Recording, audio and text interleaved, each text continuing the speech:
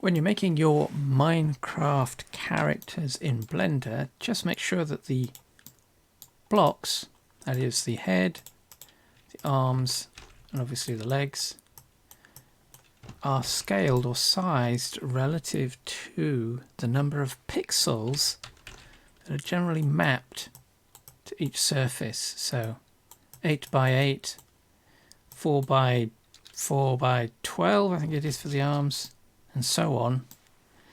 But the critical thing is making sure that your image, your objects, oh, this is tricky, your objects, let's select all of these, object mode, so your objects UV maps, edit mode, go into object mode, is mapped correctly to your image. That's going to be the crucial thing. So you need to make sure that legs, torso, arms are over here, and then the head, and that they're all facing the right direction. And then once you've got all of that, if you so wish, you can then animate it.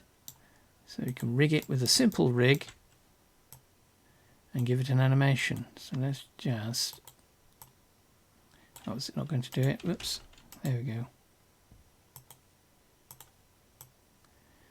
Let's give it a simple animation.